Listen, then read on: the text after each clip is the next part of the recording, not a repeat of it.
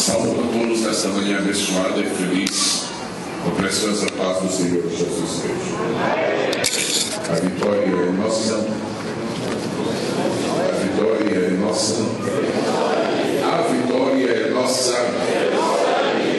Falar no sangue de Jesus significa falar no preço da nossa redenção. A maior, a mais valiosa moeda deste mundo nada significaria para alcançarmos nosso perdão, mas uma gota do sangue. Uma gota do sangue. Uma gota do sangue precioso de Jesus garante nossa perfeita redenção. Deus seja louvado por isto.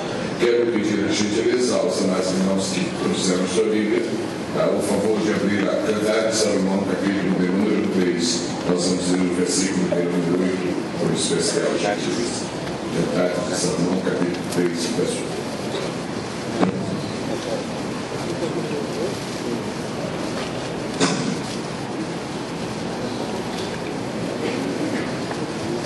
Se encontrar por especial gentileza, pode dizer a linda palavra amém? Amém. Já lido ontem à noite, no final de nossa conferência, da reunião jovem, vamos agora voltar a ler.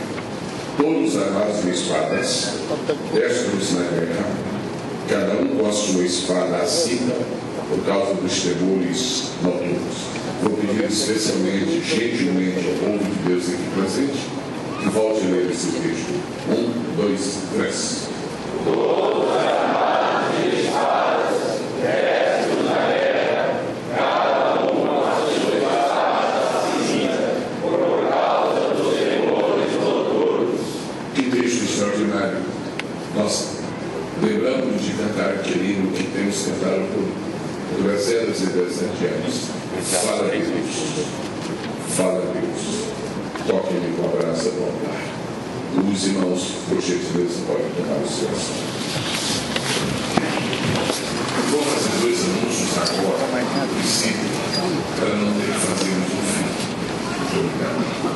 Ontem à noite, quando regressei ao hotel, tive uma surpresa muito agradável. Muito agradável.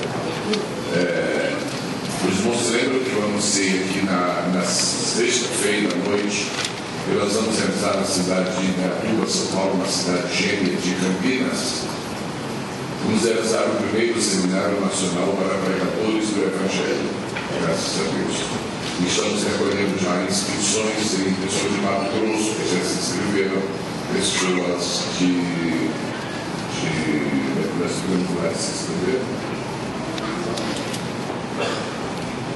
Do Rio de Janeiro, pessoas do Rio de Janeiro, pessoas de Brasília. E ontem à noite eu recebi uma ligação e 5 pastores dos Estados Unidos virão para fazer o seminário conosco. Eu me alegro por isso. Significa que já alcançou, a divulgação já chegou lá e está havendo interesse por isso. Primeira vez que se faz um seminário desse nível no Brasil e espero que seja uma bênção. Eu vou usar aqui de uma liberdade espiritual, uma liberdade respeitosa, uma liberdade reverente, uma liberdade piedosa, mas vou usar. E eu me dirijo aqui ao reverendíssimo pastor João Sanão. Eu vou pedir a ele, se Deus confirmar isso no seu coração, eu queria lhe pedir, pessoalmente, amigavelmente, que o nome da igreja liberasse uns 5 jovens, dos quais o irmão está investindo para que sejam futuros pregadores. Eu sentirei muito raro receber 5 crises, 5 meses aí para o nosso. O senhor não precisa, o pastor não precisa, esse história da tribuna não precisa, mas há muitos pregadores jovens que puderam estar lá e ser abençoados. Por exemplo, uma coisa que está complicada no Brasil hoje: pregadores que chegam à tribuna e começam a falar sobre Flávio José, história dos Hebreus, mas eles não dizem que era a história dos Hebreus. O povo pensa que era a Bíblia. Aí quando chega em casa para conferir, não conta. Outros falam sobre o Talmud. O Talmud tem muita coisa boa. Agora, o Talmud não é a Bíblia. Eles falam do Talmud e não dizem que era a Bíblia, que não era a Bíblia. As pessoas vão conferir e ficam confusa. A gente vai dar umas palavrinhas sobre isso lá no seminário. Prega a palavra. Se você disser alguma coisa que seja paralela à palavra, diga: isso aqui não é da Bíblia. para que não haja confusão. Bíblia é Bíblia, a natureza é curada de Deus. Amém? Eu saio daqui confiante em Deus. Deixa eu ver. O sorriso dele a gente vai conseguir. O outro anúncio muito rápido que faço é que, aproveitando que hoje alguém aí vai ganhar trajes, né, novos, alguém vai ganhar bíblias, etc., vou entrar nessa corrida também. E nós vamos oferecer aos irmãos nesta manhã, só nesta manhã, uma promoção, uma oferta especial do nosso material. A pessoa que adquire 5 DVDs, quaisquer que sejam, 5 ou mais, de 5 para frente, qualquer pessoa que adquire 5 DVDs vai ganhar um bônus. E aqui para nós, brasileiros, gostamos de bônus, né? Nós gostamos de promoção. Se você comprar 5 DVDs, você vai ganhar um livro de bônus. Pode ser um livro que fala no avivamento, ou pode ser um livro que fala no Calvário e Pentecostes. Muito obrigado pela atenção, pelo interesse, e vamos fazer uma fila aí para pegar o bônus. Vamos à palavra do Senhor agora.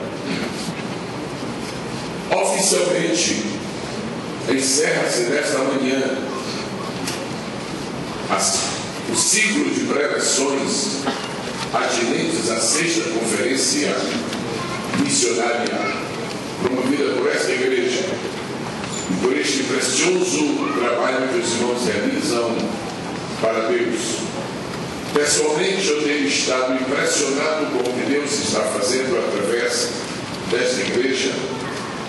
Pessoalmente, eu estou impactado com o nível de interesse, a dimensão de entusiasmo que essa igreja está desenvolvendo para apressar a vinda do Senhor Jesus, para dinamizar o trabalho missionário.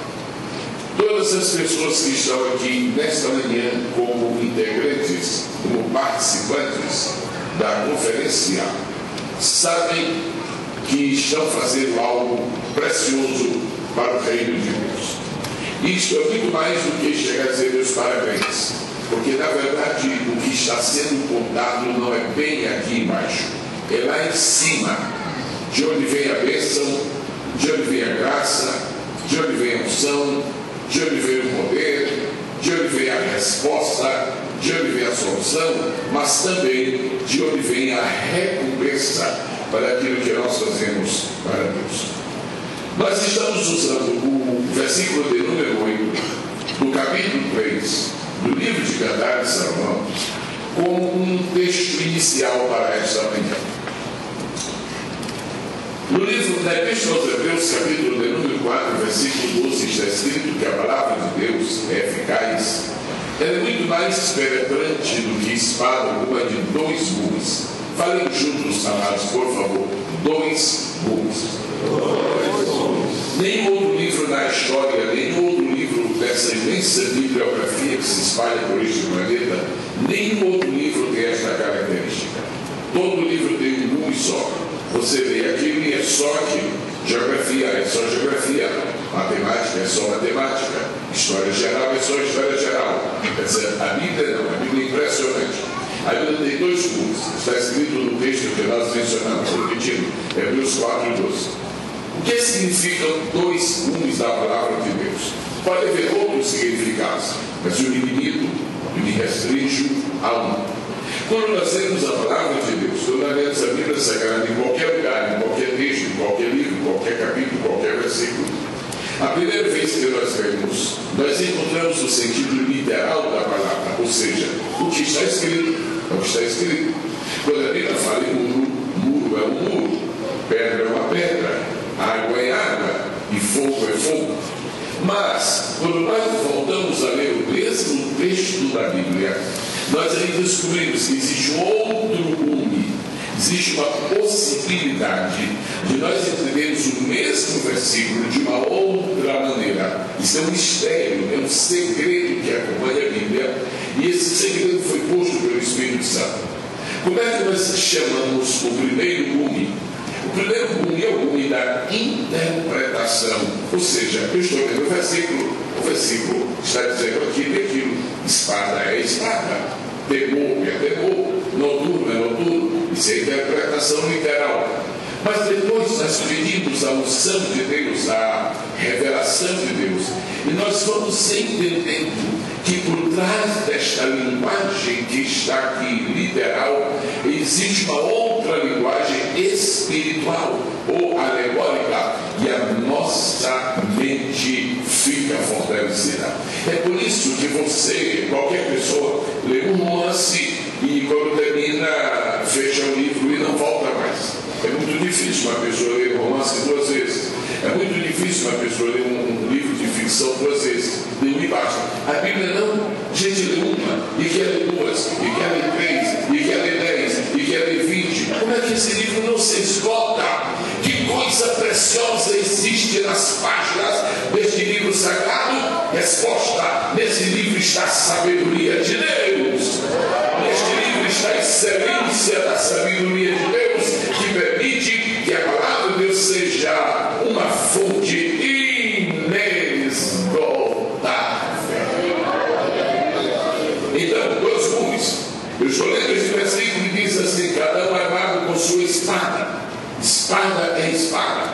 Mas quando eu vou ler a segunda vez, aí o Espírito diz assim: veja espada em outros lugares da Bíblia e veja que espada é espada. Mas espada não é só espada. Espada é espada e mais alguma coisa.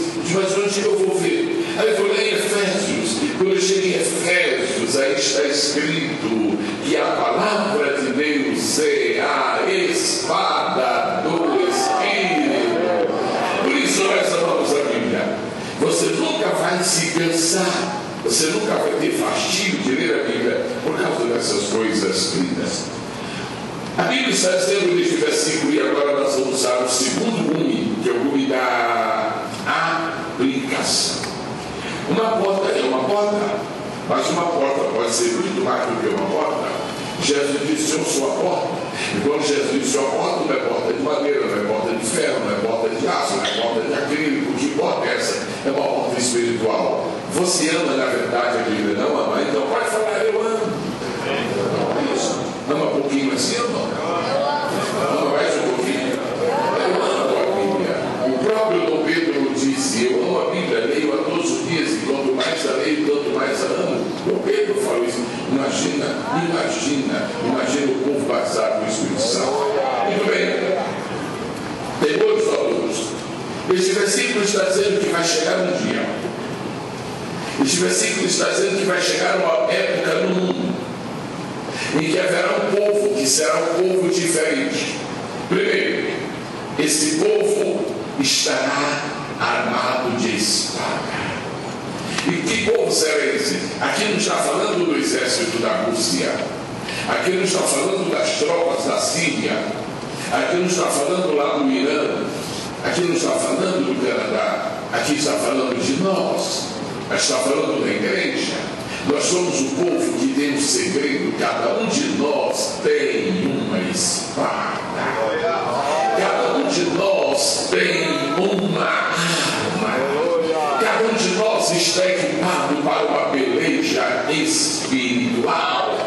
E a nossa batalha não é contra a carne, nem contra o sangue, mas é contra os principados, é contra as fortalezas, é contra as ordens espirituais da maldade e da malícia. Coríntios capítulo 10.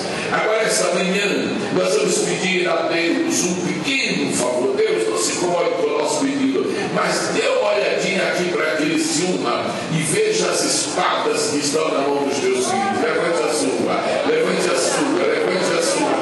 Oh, glória a Deus, você está armado de espada, você está armado de espada, você está armado de espada, você está armado de espada. Se o missionário fosse para o campo levando o almanaque, ele não conseguiria nada. Ninguém derrota Satanás com o almanaque. Se o missionário fosse para o campo levando os Lusíadas de Camus, as armas dos varões assinalados, que não se tentam praia lusitana, por raios nunca dois navegados, vai levar isso para evangelizar. Isso nunca é ninguém para Jesus, isso não adianta nada. Vai levar, vai evangelizar e leva, por exemplo, os sermões do Padre Vieira, coisa até interessante que tem ali, mas não. Agora vá para o campo missionário e leva essa espada, leva essa espada, leva essa espada. Você vai conseguir o que Jesus conseguiu, você vai fazer o que Jesus fez, você vai ter o resultado que Jesus teve. E o que foi que Jesus fez? O que foi que Jesus conseguiu? E qual foi o resultado que Jesus obteve? Satanás chegou e disse: tu és o Filho de Deus. Jesus então respondeu e lançou a espada e disse: está escrito, está escrito, está escrito. Essa é a folha da espada da liberação do inimigo. Está escrito, está escrito, está escrito. Se você não souber bem onde está escrito, nem não há muito problema não. A questão principal é você saber onde está escrito, é você saber que está escrito, é você saber que está escrito. Fala comigo aí, igreja, está escrito, está escrito, está escrito, está escrito. O diabo não tem medo de quem tem 20 anos de crente, o diabo não tem medo de quem entrega seu dízimo, o diabo não tem medo de quem faz a obra, não. Agora o diabo tem medo de quem sabe o que está escrito, o diabo tem medo de quem sabe o que está escrito, o diabo tem medo de quem sabe o que está escrito. E os homens e mulheres que vão para a obra missionária, eles têm que ter essa característica, eles têm que saber o que está escrito, porque quem sabe o que está escrito vai até a porta do inferno e não entra, não tem perigo que não entra, vai até a porta e declarando que sabe o que está escrito, os demônios podem retirar. Deus, ajuda-nos para nós sabermos o que está escrito, para nós sabermos o que está escrito. Receba graça, receba apetite, receba unção, receba poder. Aleluia. Posso lhe pedir um favor? Posso? Sim, amém ou não amém? Põe a sua Bíblia na palma da mão esquerda, por favor. Eu pedi. Pois, na palma da mão esquerda. Não encosta no joelho, deixa ela soltinha aí, nasce da palma da São João. Agora sua mão direita está ali.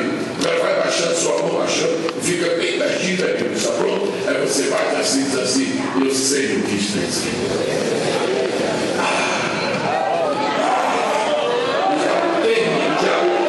Um crente, um homem, uma mulher, um missionário, um pastor que sabe o que está escrito.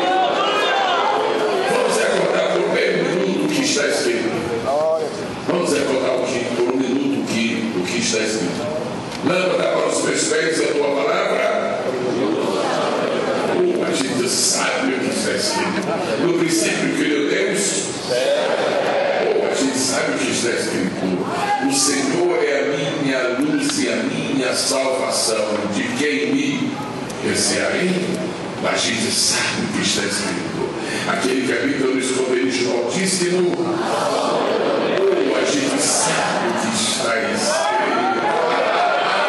Aleluia, aleluia. Santifica-os a verdade. A tua é a verdade. Agora mesmo que você sabe. Armado com sua espada e cada um traz a sua espada assim. Por quê? Por causa dos temores noturnos.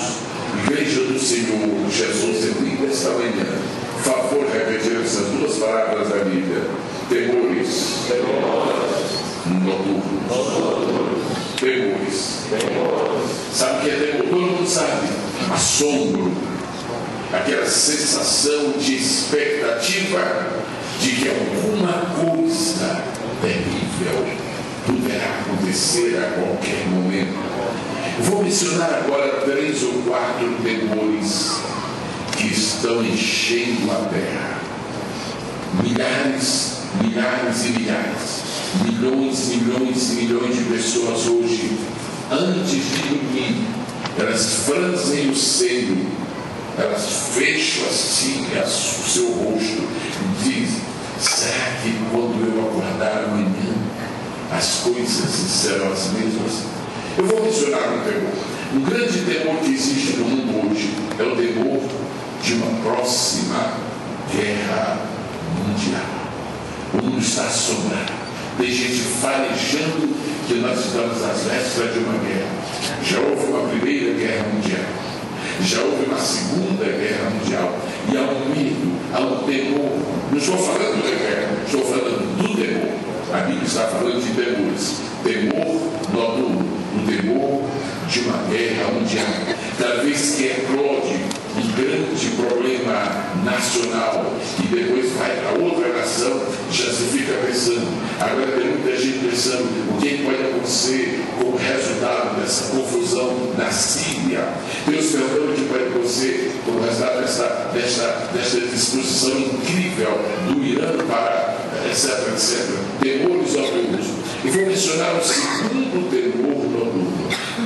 Parece que as pessoas estão dormindo, vão para a cama assombradas, com medo de uma grande catástrofe imprevisível. Sim ou não, irmãos? Existe ou não existe esse temor?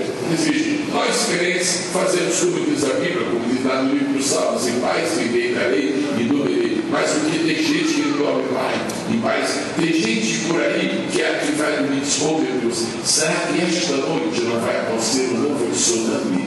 Porque os tsunamis não avisam. Os tsunamis vêm de surpresa. Primeiro houve aquele há poucos anos, agora fez um ano ontem, um tsunami do Japão, e as pessoas vão dizer, olha, que vai acontecer uma nova catástrofe lá no estado do Rio de Janeiro, Nova Friburgo. Eu estive em Nova Friburgo poucos meses atrás, e o irmão me lembrou e disse, olha pastor, isso aqui foi o que aconteceu naquela gente, coisas terríveis, coisas lamentáveis, catástrofes. O temor das catástrofes está sobrando. É por isso que você tem que ler a Bíblia para poder ter paz. É por isso que você tem que orar e louvar e adorar e descansar no Senhor. Nós não podemos perder a nossa paz. Apesar dos temores noturnos, Deus está conosco.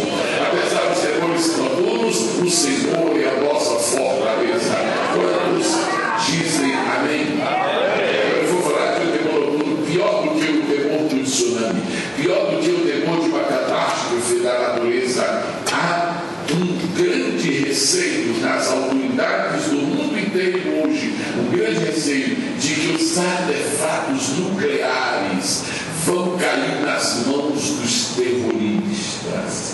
Se essas bombas, se esse reprocessamento de urânio que o Irã está fazendo, se isso cair nas mãos dos terroristas, acabou-se tudo, porque eles não têm piedade, eles não têm compaixão, e eles não têm sentimento, é como se eles não tivessem alma, e isso causa um grande temor noturno. Sabe outro temor? O senhor sabe das usinas nucleares, os grandes reatores nucleares que existem no mundo. Os Estados Unidos tem um bocado, o Canadá também tem, o Japão também tem, a França também tem, Israel também tem, Inglaterra também tem, etc, etc. E vamos escutar no Brasil. Pois bem, nós temos alguma coisa ali por ano, Angra 1, Angra 2, Angra 3. Pois bem, sabe qual é o erro?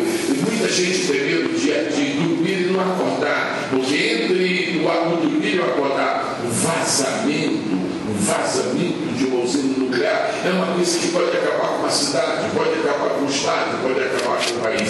Nós estamos numa época muito crítica da história. Nós estamos vivendo o tempo dos temores, o tempo dos assombros, o tempo das expectativas. Mas eu disse ontem à noite que o pregador evangélico ele falar qualquer coisa, mas ele não termina numa notícia lá. Eu tenho uma notícia muito boa. Aquele que habita no esconderijo do Altíssimo, a sombra do Onipotente descansará. A sombra do Onipotente descansará. Enquanto as pessoas estão sem paz, enquanto as pessoas estão estressadas, enquanto as pessoas estão morrendo de pavor, Jesus vira-se para o seu povo e diz: meu povo, eu deixo para vocês a minha paz. Eu deixo para vocês a minha paz. Quem tem a paz do Senhor esta manhã?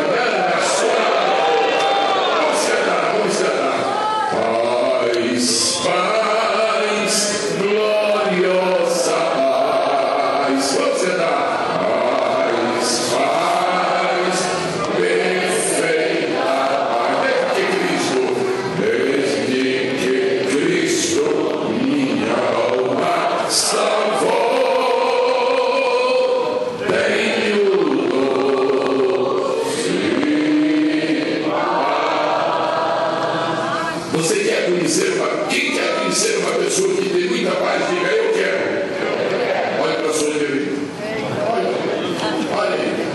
viver. Olha os dentes desse homem, olha essa dentadura aí, meus irmãos, que coisa linda. Aleluia. Sabe como se chama esta conferência? É a conferência missionária dos homens e mulheres cheios de paz. Aleluia. Então, existem os temores noturnos, mas Deus nos dá vitória sobre os temores noturnos. Abra sua Bíblia, por favor, agora, em Cantares de Salomão, capítulo de número 2, versículo de número 17, por especial gentileza. Cantares de Salomão, capítulo 2, versículo 17. Eu posso pedir a um dos senhores especial gentileza, posso ler esse texto? Olha só, por favor. Vejam só que vozeirão que vai a... Olha, 2:17. Antes que refresque o dia e caiam as sombras, volta, amado meu. Agora você não pode repetir a leitura com os demais irmãos, só vamos lá. 1, 2, 3. Antes que refresque o dia e caiam as sombras, volta, amado meu. É o único que vai falar. As coisas podem. 1, 2, 3. Antes que refresque o dia e caiam as sombras, volta, amado meu. Não interessa agora discutir a exegese sobre esse texto. Não precisa perguntar quem foi que escreveu isso aqui, todo mundo sabe que foi Salomão. A questão agora é o segundo gume. Esqueça o que Salomão está falando, esqueça a sunamita, esqueça isso e pega o segundo gume. O Espírito de Deus não está falando para o seu coração agora que isso aqui é escatológico.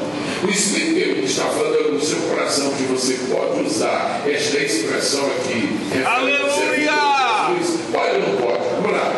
Antes que refresque o dia e caiam as sombras. Agora fala bem bonito as 3 próximas palavras.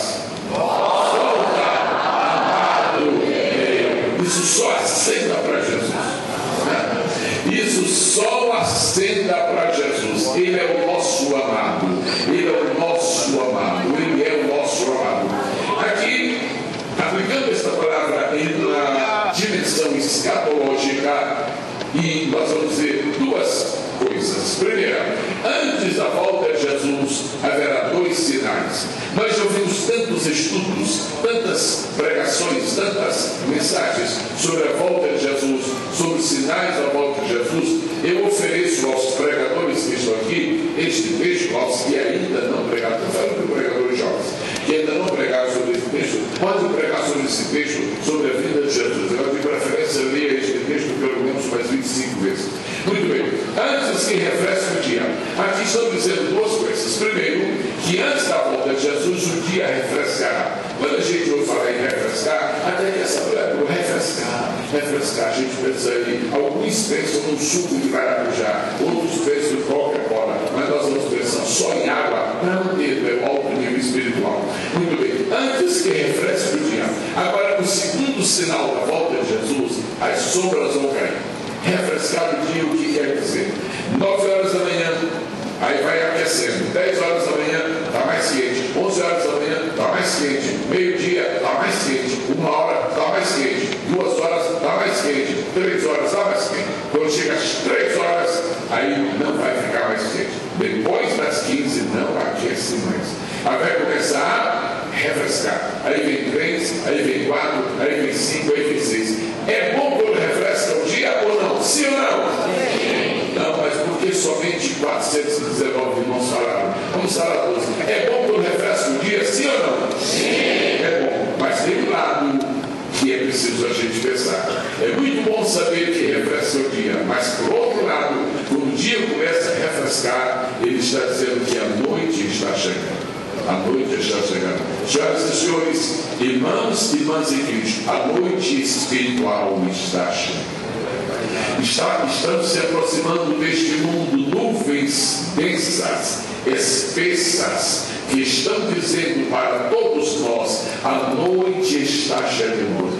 Eu venho esta manhã, em nome do Senhor Jesus, recordar o versículo que falei aqui na sexta-feira, e que eu menciono agora outra vez. São João capítulo 9, versículo 4, Jesus disse: vamos fazer as obras daquele que nos enviou enquanto é dia, porque a noite vem, a noite vem, a noite vem. E Jesus disse: a noite vem quando ninguém mais poderá trabalhar. Eu pergunto ao pastor João Sermão esta manhã: é possível hoje, facilmente, é possível enviar missionários para o Irã? Não. Por quê? Porque lá a noite já chegou. E houve o tempo que podia, no tempo do reza para no tempo do dia, agora não pode. Quando o país fecha suas portas para a pregação do Evangelho, é porque a noite chegou. Ou, irmãos, há países que hoje estão abertos para a evangelização, mas nós não sabemos se amanhã estarão. É por isso que temos que mandar missionários enquanto as portas estão abertas. É por isso que temos que mandar missionários enquanto existe luz, enquanto existe, pelo menos, que ainda existe alguma claridade no dia. Jesus disse: a noite vem quando ninguém mais pode trabalhar. Agora, Deus faz coisas bonitas. Existem lugares que a porta está fechada e se abre, mas tem lugares em que a porta está aberta e se fecha. Por exemplo, no Iraque a porta está fechada e se abriu, mas no Irã a porta estava aberta e se fechou. Nós nunca sabemos qual será a próxima porta que vai se fechar. Mandem missionários para as portas que estão abertas. Mandem missionários para as portas que estão abertas. Mandem missionários para os países onde existe liberdade. Mandem. Eu vou nos Estados Unidos por 3 meses. Eu fui como missionário em 79 e fiquei 5 anos. Voltei, depois fui outra vez e fiquei 3 anos. Depois fui outra vez e fiquei 7 anos. E você soma, dá 15 anos. Na primeira vez que eu fui, em 79, era fácil e possível fazer uma livre em qualquer lugar nos Estados Unidos. Era possível, não havia nenhum problema. Hoje está cada vez mais difícil fazer a livres lá. Hoje está mais difícil fazer uma reunião, é uma complicação tão grande. Há 20 anos era tão fácil fazer uma reunião religiosa em casa. Hoje existem estados americanos que proíbem que haja qualquer tipo de reunião nos lares, com conteúdo religioso. Há pelo menos 3 estados americanos. Sabe o que é isso, irmãos? Mesmo num país aberto, mesmo num país de tradições cristãs, a porta pode se fechar. Se algumas pessoas acham que é um exagero, essa igreja e este movimento lindo de missionários da última hora manda mais de 100 missionários para o mundo, não é exagero não, irmãos. É porque as portas vão se fechar. As portas vão se fechar. E o grande segredo do versículo 17 do capítulo 2 de Cantar de Salomão é a primeira palavra. Qual é a primeira palavra do versículo, irmãos?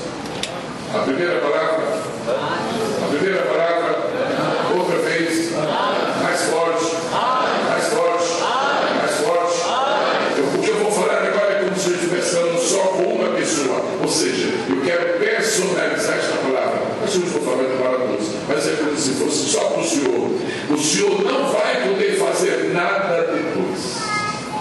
Pastor João Sermão, nenhuma igreja pode fazer alguma coisa depois.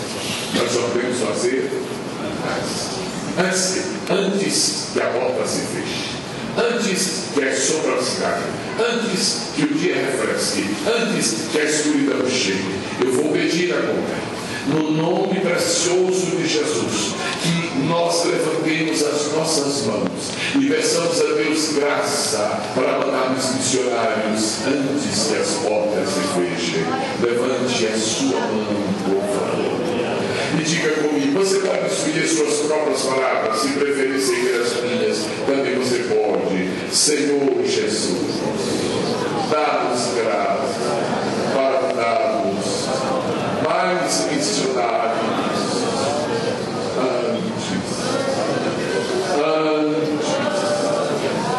antes que as portas se fechem. Trabalhe, Espírito Santo, nas nossas almas.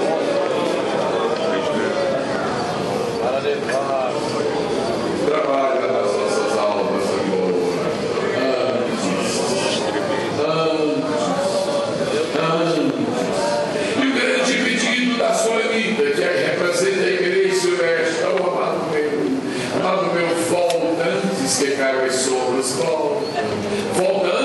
que refresca o que é volta. Por quê? Porque pode ser que eu não aguente a escuridão da noite. Pode ser que eu não aguente a escuridão da noite. Tem muitas pessoas que não sabem que ainda existe muita opressão contra a igreja. Tem muitas pessoas que não sabem. Tem pessoas que pensam que hoje estão abertas as portas para evangelizar. No mundo todo não existe nenhum problema.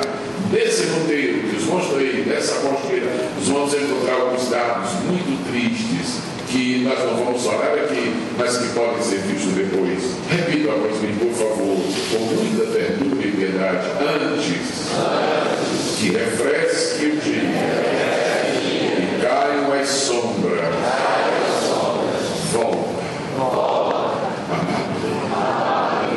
Agora, é um pedido ou não é um pedido? Sim ou não? Sim. É uma oração ou não é uma oração? Sim ou não? Ele responde ou não responde? Essa é que é incógnita. Será que Jesus responde esta oração simplesmente, tá bom, eu vou voltar? Não. Sabe qual é a resposta dele?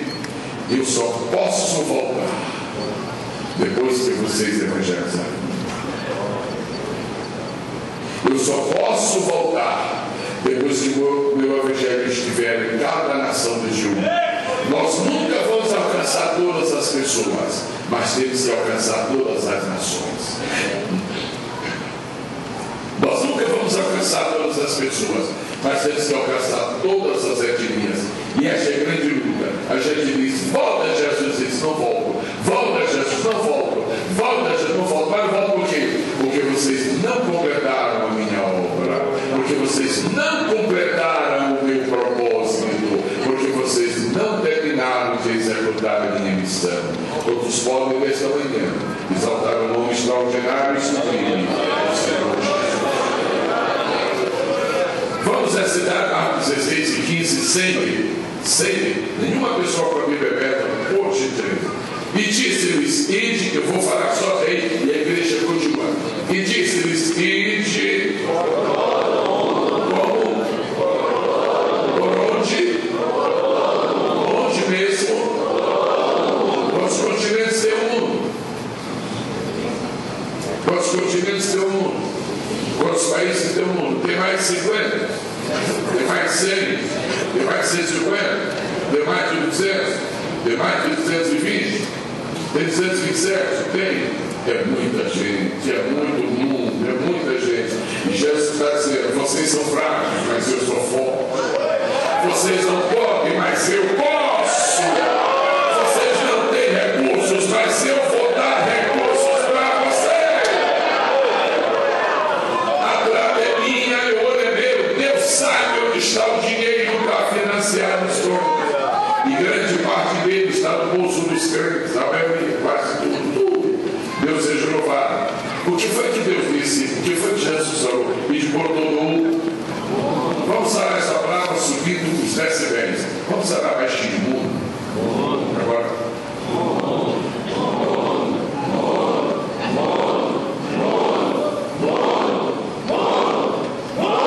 O que quer dizer a palavra mundo?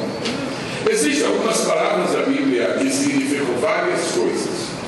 E essa é uma das razões porque existem muitas heresias no mundo. Muitas heresias.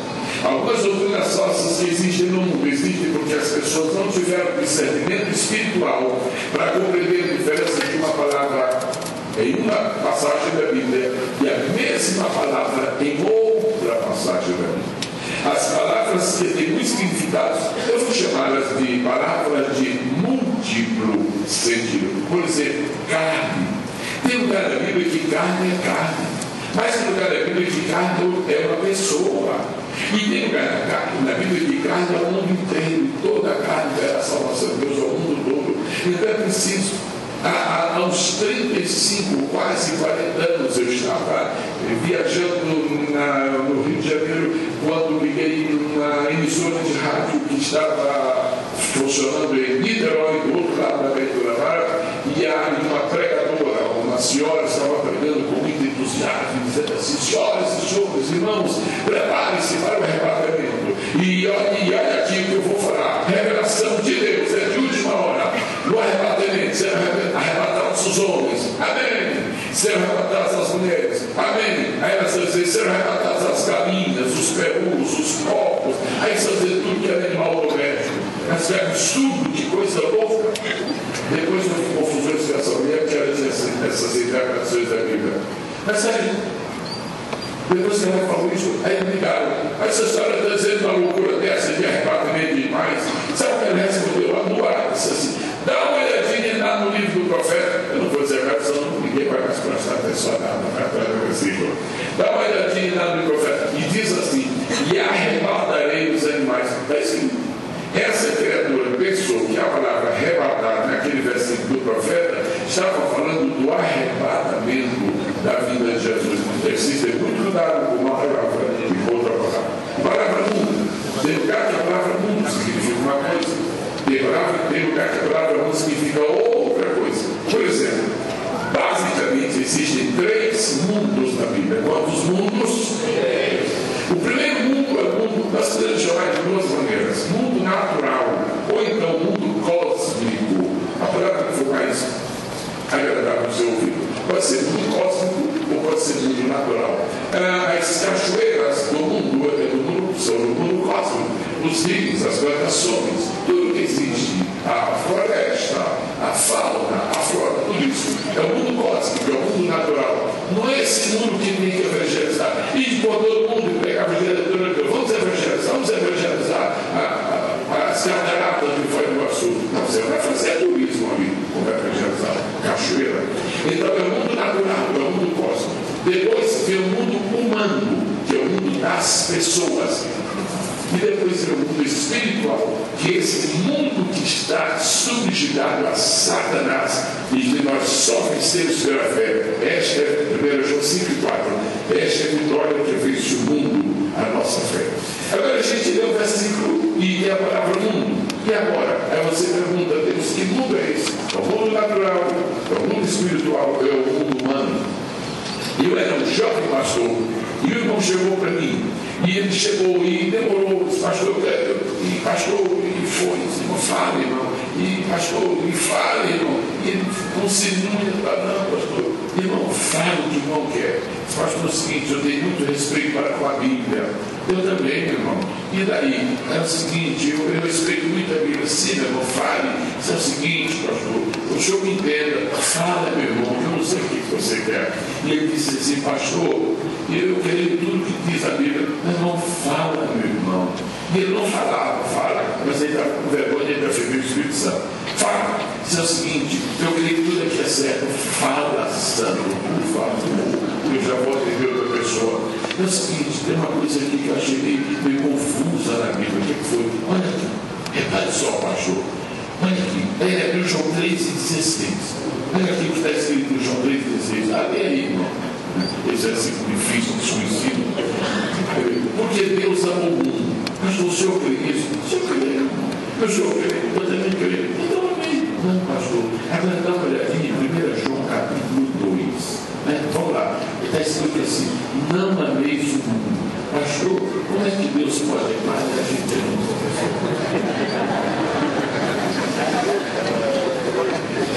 Você sabe o que é isso? Que a falta de entender sobre o que eu estou falando. Palavras de múltiplo sentido. Quando a Bíblia fala em João 3, que Deus amou o mundo, está falando que Deus amou as pessoas do mundo.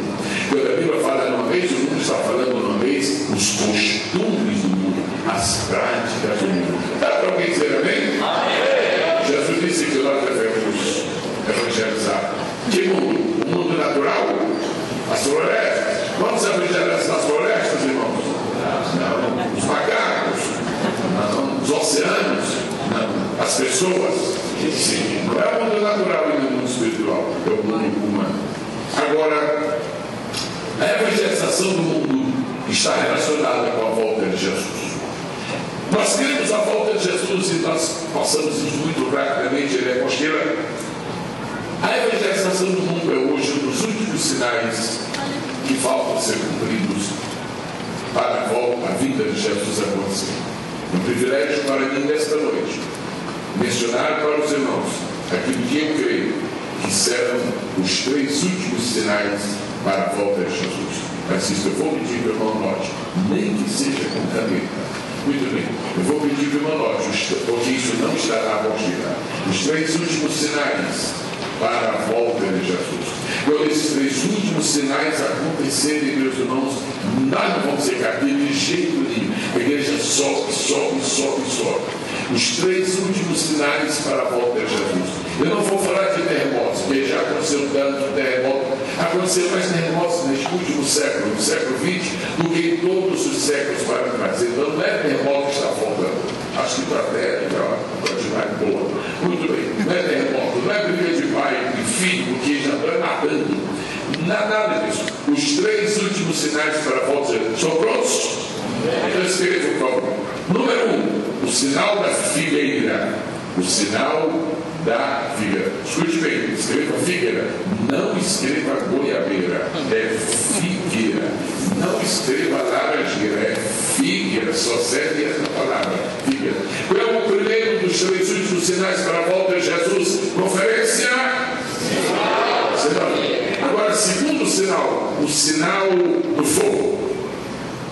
Sinal do fogo. E terceira e última,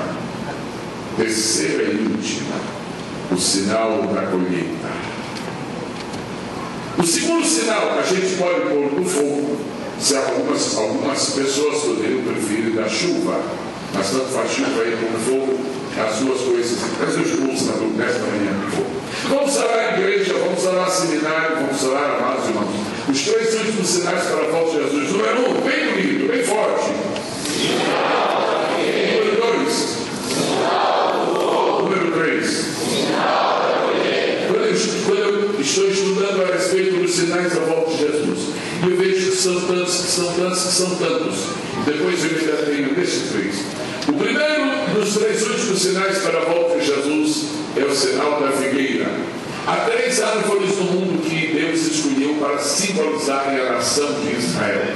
O primeiro é a oliveira, o segundo é a videira e o terceiro é a figueira.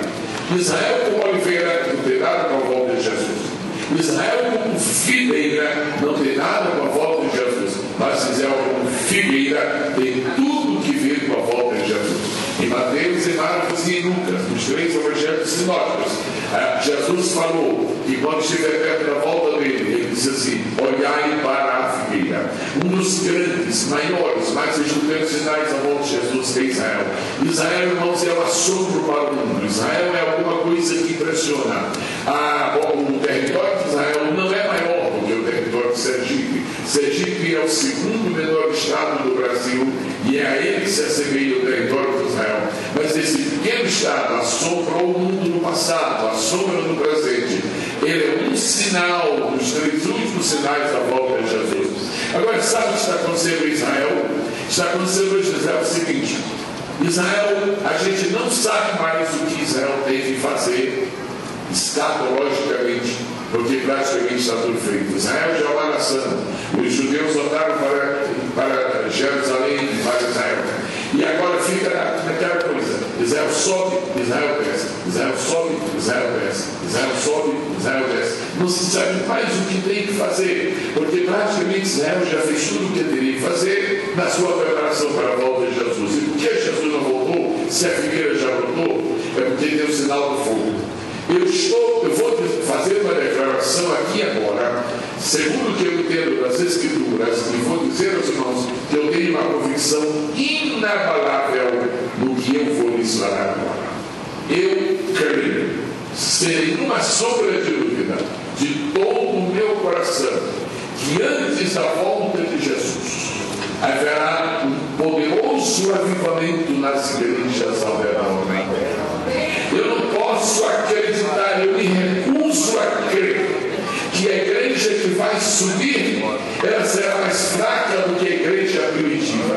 Não. A igreja primitiva é uma igreja poderosa, mas a igreja do arrebatamento será mais poderosa do que a igreja primitiva. Eu creio nisto. Eu creio nisto baseado nos conceitos da Bíblia. Há um princípio bíblico, está no livro de Eclesiastes assim: o fim. Fale bonito aí comigo, após me falou: o fim. Mais bonito aí, no fim. Só mais bonito é só para Deus.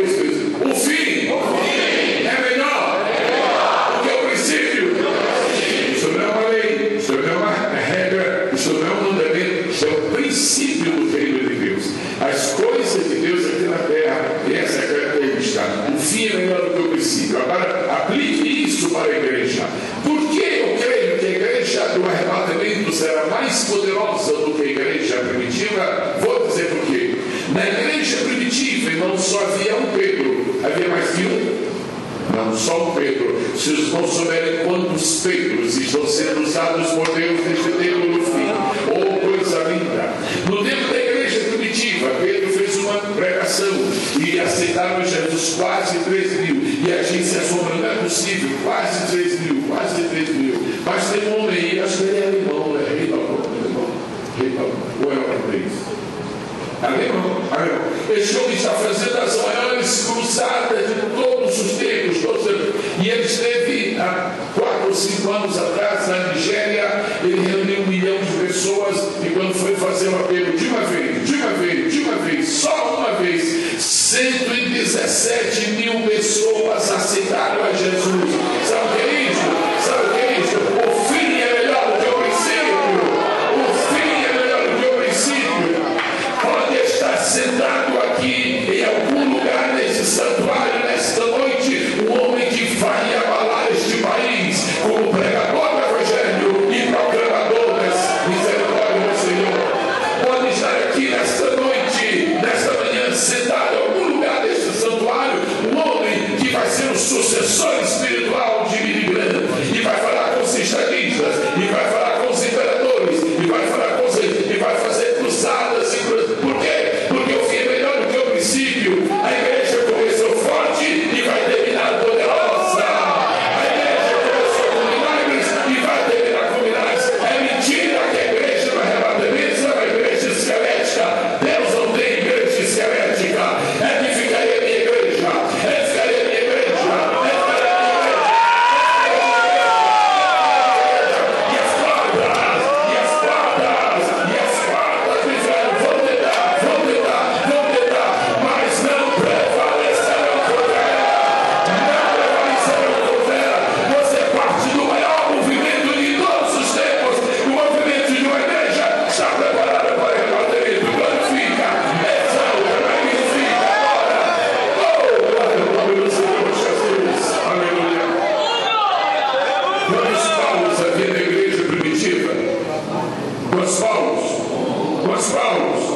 Tem mais de um.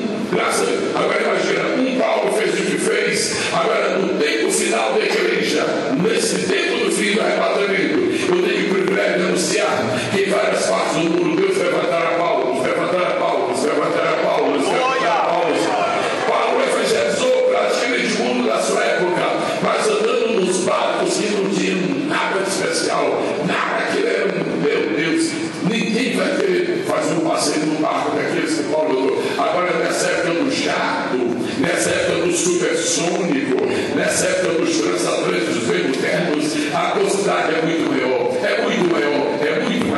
Nenhuma igreja, do tempo da igreja primitiva, nenhuma igreja poderia sustentar 100 missionários. Nenhuma igreja poderia. A única que talvez pudesse era em Jerusalém, cedo veio uma perseguição e os irmãos foram embora. Mas as igrejas não podiam. Filipos, as igrejas da Galácia, as igrejas da Macedônia, ninguém podia. Agora imagina o que está acontecendo hoje, nesse tempo. Uma igreja. Manda missionário para a Alemanha, manda missionário para o Egito, manda missionário para o Paraguai, manda missionário para o Uruguai, manda missionário para a Argentina, manda missionário para o Piauí, encher o Santa Catarina. Que é isso?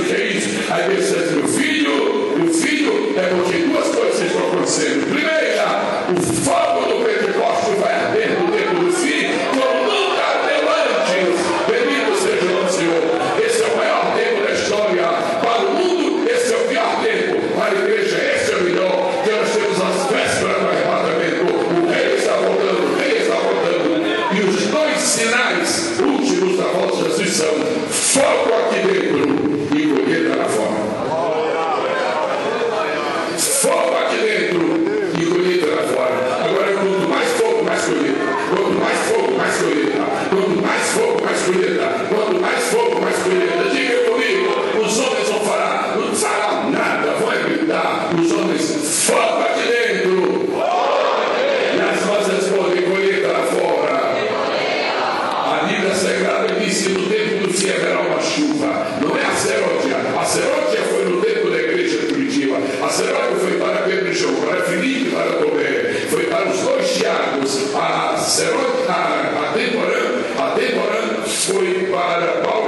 Silas, foi para Paulo e Barnabé, foi para Paulo e Apolo, foi para Paulo e Timóteo. Essa foi a temporânea. Agora a chuva temporânea já passou. Nós não estamos apenas plantando agora, porque nós mais temos de plantar e esperar. Hoje é assim, a gente planta no sábado e colhe no domingo, a gente planta em janeiro e colhe em fevereiro, a gente planta em 2010 e colhe em 2010. Por quê? Porque o tempo do fim chegou. E ele me diz: o lavrador aguarda com paciência a colheita que vai vir, e o tempo da maior colheita da história chegou.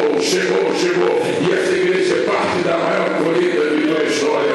Que coisa linda! Há um movimento missionário bem ali, há outro missionário bem ali, há outro missionário, movimento missionário lá. Os pastores que aqui se confusessem dando movimento missionário. Isso não é confusão, não, irmão. Isso é o fogo missionário que chegou. Isso é fogo missionário. Que Deus levante neste país 10, 15, 20, 100, 500, 1000 igrejas para fazer um movimento como esta. Se tivesse 1000 igrejas no Brasil, cada uma mandando 100 missionários, seriam 100.000 pessoas neste mundo sendo missionários. Nós já começamos. E se eu estivesse falando desta noite, esta manhã, para um grupo de 200.000 pessoas, ele ia dizer o seguinte: alô, Criciúma já começou. Quem vai imitar o seu gesto? Quem vai acompanhar? Quem vai seguir? Levante, por favor, a sua mão e glorifique com a mão levantada o grande, o rei, o poderoso. Oh, Deus está aqui. Quando a gente fala em missões, o fogo está aceso. Você é parte do maior movimento da história. Acaba com esse menino, não sei o que vai ser. A Síria está pegando fogo, pegando fogo. É a igreja, irmão. A igreja está pegando fogo. Só que o fogo daqui é o fogo santo. Jesus disse: eu vim lançar fogo à terra. E já está aceso. Quem sente esta manhã o fogo do Espírito, glorifica. Aleluia. Você está tão cheio de fogo, já acendeu até sorteio. Bendito seja o nome maravilhoso do Senhor Jesus. E tem gente aqui que vai ganhar o sorteio e vai ganhar um traje e não vai usar nunca vai usar. Estou profetizando. Você vai ganhar um terno hoje, o seu traje não vai usar. Aí quando eu vou usar, pastor, você vai receber aqui e devolver para a Secretaria de Missões. Vende isso e manda para a missionária. Vende isso e manda para a missionária. Vende isso. Pega teu relógio e dá para a missionária. Pega um dos seus carros e dá para a missionária. Por quê, pastor? Porque o fogo pegou. É fogo que nem que chuva lá fora. E fogo que nem que colheita lá fora. Mas fogo aqui dentro. Maior será a colheita lá fora. Oh, aleluia. Estava ouvindo esta orquestra de gente. Que coisa linda. Que coisa magnífica. Ela já fez concertos lá fora? Na praça? Já.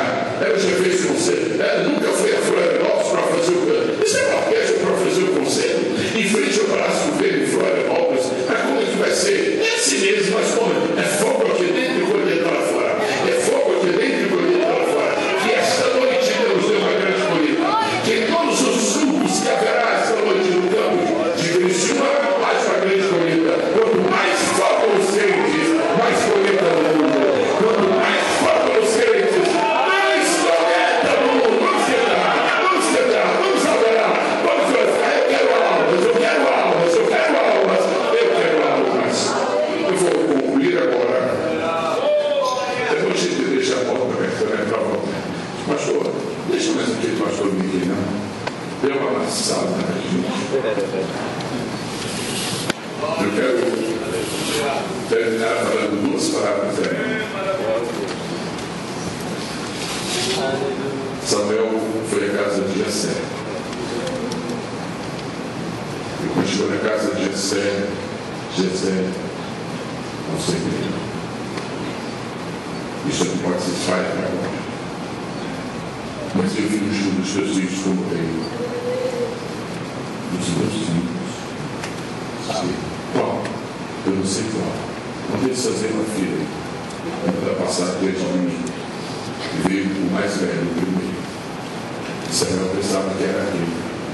E não era. Veio o segundo. Pensava que era. E não era. E um após o outro não era. Nenhum. Samuel deve ter tido uma sensação de Deus. Que fiasco. Que fiasco. Que coisa errada. Não, só não falou preventivo, falei. Se eu disser um filho comigo, falei, deixa passar o poço. Pergunta a Jessé se passar o poço. Jessé, pelo amor de Deus, Jessé, ainda tem, rapaz. Acabou. Porque se acabou, eu não desgraça. Não sou mais profeta, não. Sabe? Mas é um caçula. Deixa ele estar no campo. Ela manda chamar. Que coisa boa que Deus gosta é precisão. E é sobre isso que eu vou fazer a obra de Deus. Manda chamar. E Samuel disse uma coisa que eu quero deixar no seu coração nesta manhã.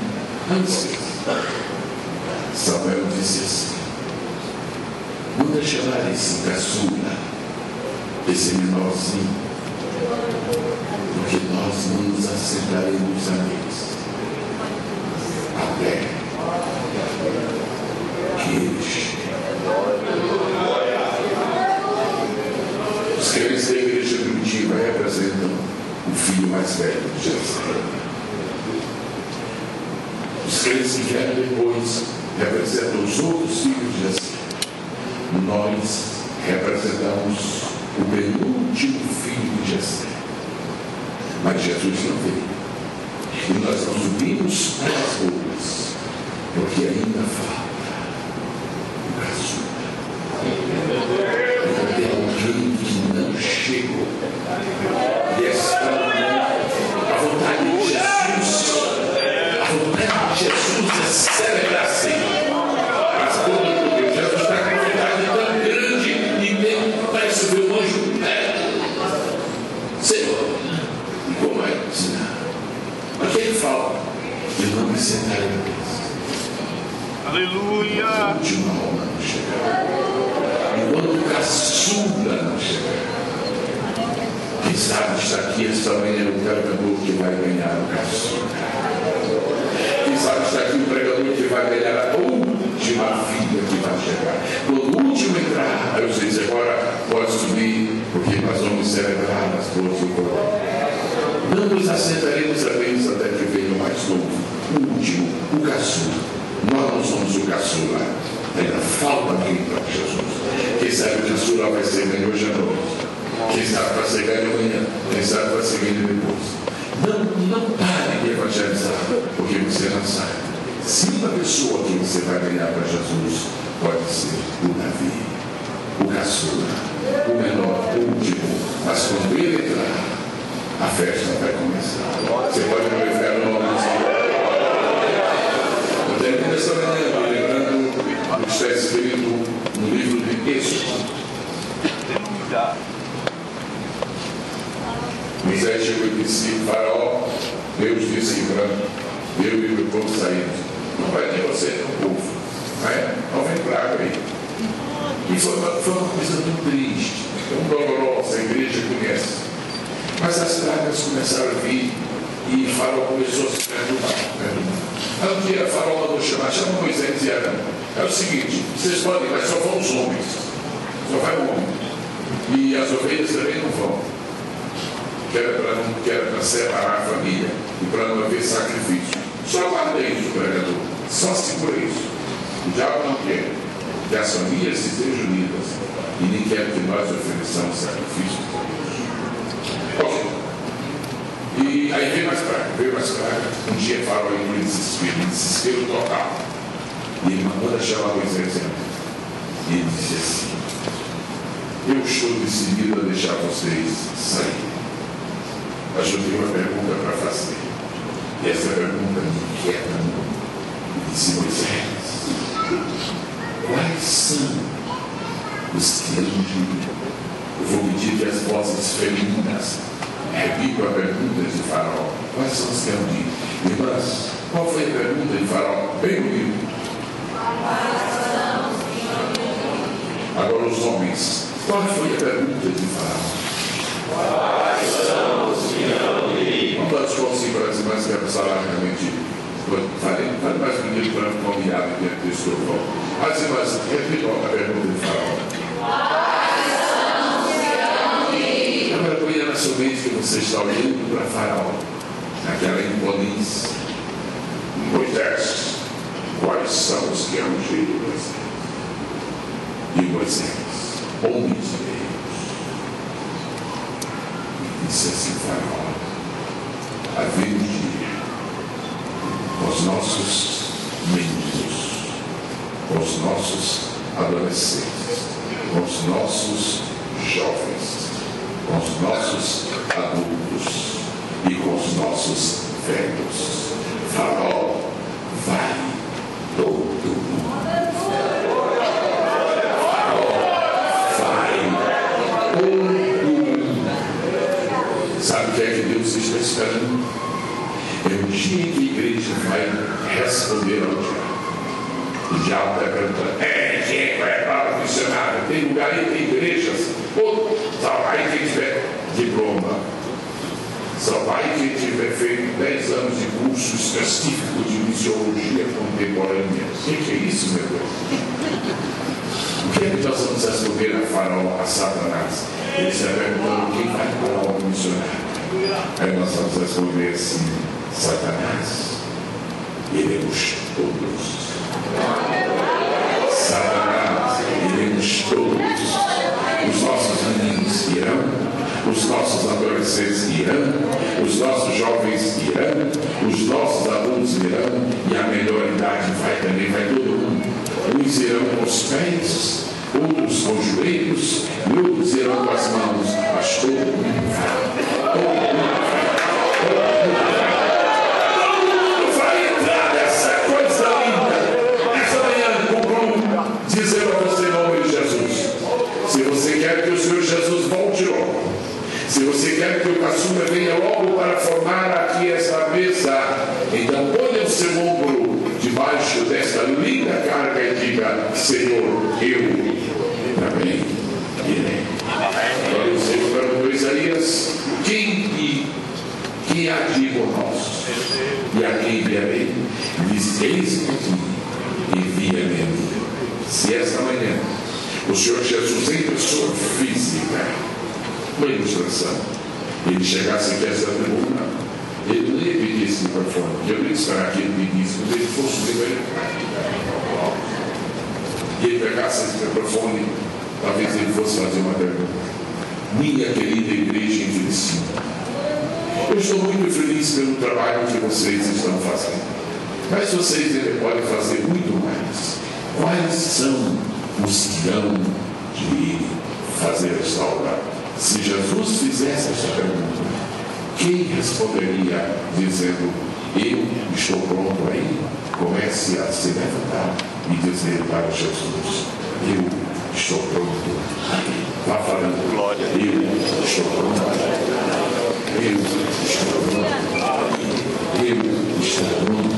Quais são os que hão de ir? Fala para nós quais são os que hão de ir? Os irmãos ficam de ver agora, todos. Eu não vejo ninguém que não atendeu este apelo. Eu estou vendo esta noite, esta manhã, a cena se repetir. O farol de ferro está perguntando: ô João Serral, o que é para você está fazendo aí? Você chegou nessa igreja para libertar? Ah, João. Ô Roberto, você está dando a mão assim, tão forte, que negócio é isso, Roberto? E o outro Roberto? Na igreja que tem Roberto, é uma peça imaginando isso.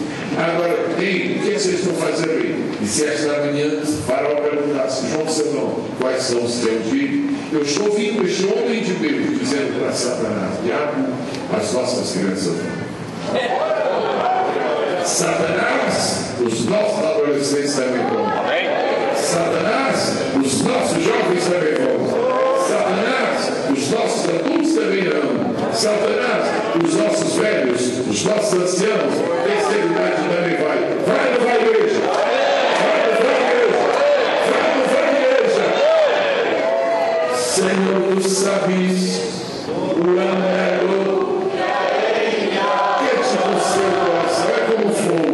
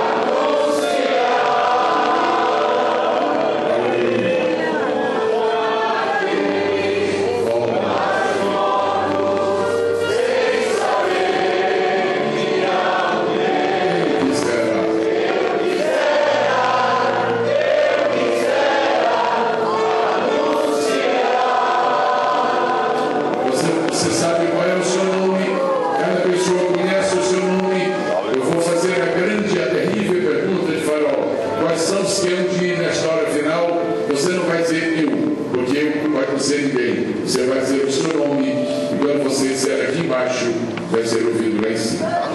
Para você dizer aqui embaixo: uns irão com os pés, outros irão com as mãos, e outros irão com os joelhos, mas não vai ficar ninguém. O farol pergunta: João Serão, como pastor dessa igreja, eu te pergunto: quais são os que aqui? Aí João Serão diz: eles mesmos vão falar. Povo de Deus em Criciúma, quais são os que hão de... outra vez. Quais são os que hão de... Quais são os que hão de... A qualquer momento o caçula vai entrar, porque o sinal da figueira, a figueira já brotou, o fogo já acendeu e a colheita já começou.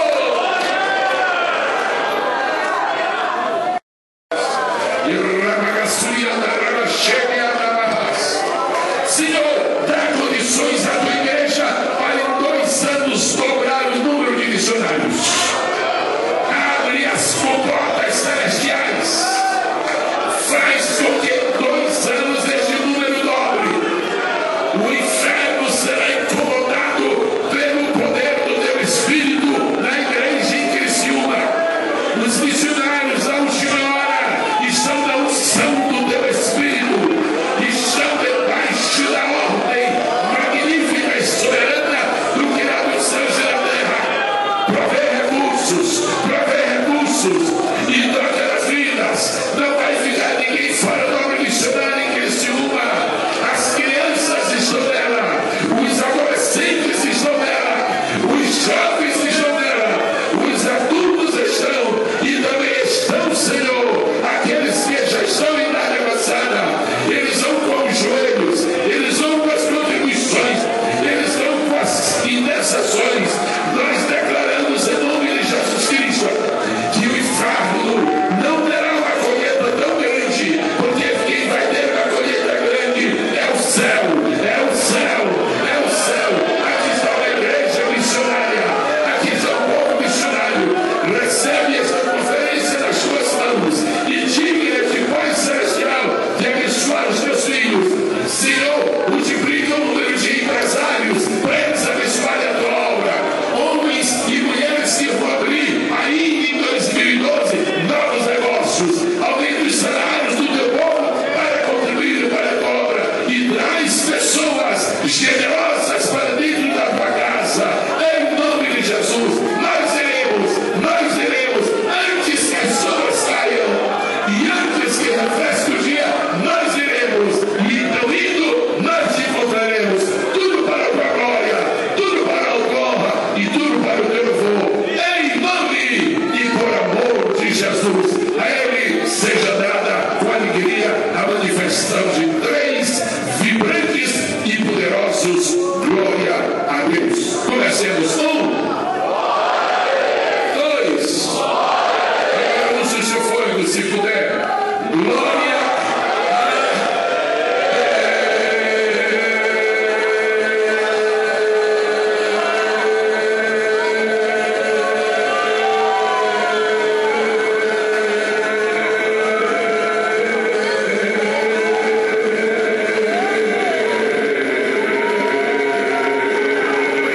Enquanto você fica fogo, faça 2 coisas: dê glória a Deus e evangelize alguém.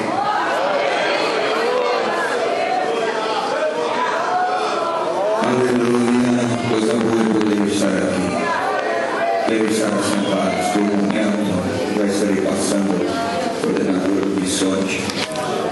Eu pedi só 2 minutos.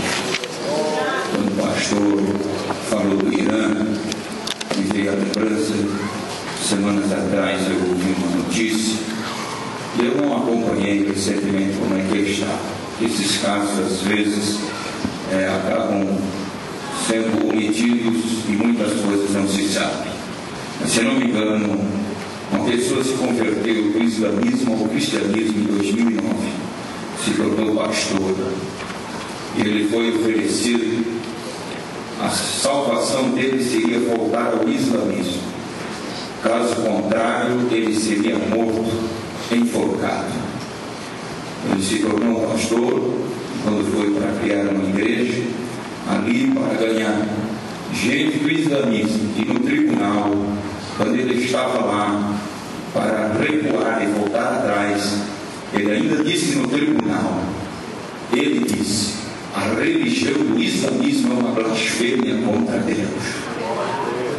Eu não deixarei o meu Deus. Parece que por 3 vezes foi adiado a data marcada dele ser morto. E não sei, nos últimos dias, semanas, não acompanhei. E já repercutiu no mundo um pastor para ser morto. E muitos cristãos foram mortos misteriosamente no Irã, sem ninguém saber o que aconteceu. Desapareceram, ninguém deu notícias e ninguém encontrou os corpos, por causa de professar a sua fé em Cristo. Por isso, meus irmãos, vale a pena servir a esse Jesus. Continuamos, queridos. Pastor Rodrigo. Graças a Deus, meus irmãos, neste momento já estamos encerrando e, como prometido, nós já vamos passar para os sorteios. São pequenos brindes, mas foram doados por empresas que nos ajudaram muito nesse evento.